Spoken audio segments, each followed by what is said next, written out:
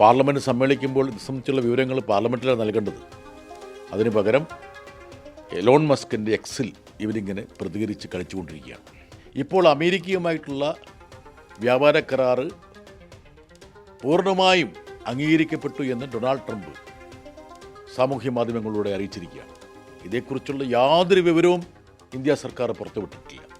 കേരളത്തിലടക്കം കർഷകരെ വലിയ രീതിയിൽ തന്നെ ബാധിക്കുന്ന ഒരു വ്യാപാര കരാറിലാണ് ഒപ്പിടാൻ പോകുന്നു എന്നുള്ള പ്രഖ്യാപനം ട്രംപിന്റെ ഭാഗത്ത് വന്നത് നമ്മുടെ സംസ്ഥാനത്തിന് എങ്ങനെയൊക്കെ ബാധിക്കും?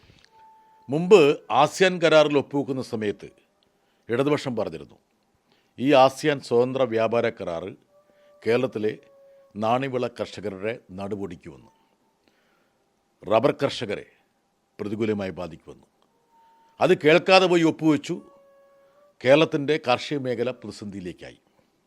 ഇപ്പോൾ അമേരിക്കയുമായിട്ടുള്ള വ്യാപാര കരാറ് പൂർണ്ണമായും അംഗീകരിക്കപ്പെട്ടു എന്ന് ഡൊണാൾഡ് ട്രംപ് സാമൂഹ്യ മാധ്യമങ്ങളിലൂടെ അറിയിച്ചിരിക്കുകയാണ്.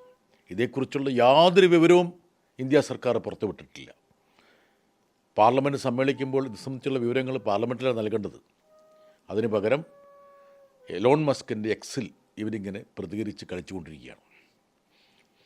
അതേസമയം കാർഷിക സെക്രട്ടറി അമേരിക്കയുടെ അവർ ട്രംപിനെ അഭിനന്ദിച്ചിരിക്കുകയാണ്. അതായത് അമേരിക്കയുടെ കാർഷിക ഉൽപ്പന്നങ്ങൾക്ക് ഇന്ത്യൻ വിപണി തുറന്നിട്ട് കൊടുത്ത തൻ്റെ പ്രസിഡൻറ്റിനെ അവർ അനുമോദിച്ചിരിക്കുകയാണ്. ഇതിൽ നിന്ന് എന്താ മനസ്സിലാക്കേണ്ടത്? അമേരിക്കയുടെ കാർഷിക മേഖല എന്ന് പറഞ്ഞാൽ മെക്കനൈസ്ഡ് ലോ കോസ്റ്റാണ്. ഒരു രാജ്യത്തിന് പിടിച്ചിരിക്കാൻ പറ്റില്ല. അത്രത്തോളം സബ്സിഡി ആ സർക്കാർ കൊടുക്കുന്നുണ്ട് അവിടുത്തെ കർഷകർക്ക്. കാർഷിക ഉൽപ്പന്നങ്ങൾ അമേരിക്കയുടെ ഇന്ത്യയിലേക്ക് ഒഴുകിയാൽ എന്തായിരിക്കും അതിൻ്റെ പ്രത്യാഘാതങ്ങൾ? ഇത് കേരളം മാത്രമല്ല, ഇന്ത്യയിലെ മൊത്തം കാർഷിക മേഖലയെക്കുറിച്ചാണ് പറയുന്നത്. അപ്പോൾ ഈ ഇരുട്ട്, ഈ കരിമ്പടം മാറ്റിയിട്ട് സുതാര്യമായിട്ട് ഏതൊക്കെ മേഖലകളിലാണ് ഈ കരാറ്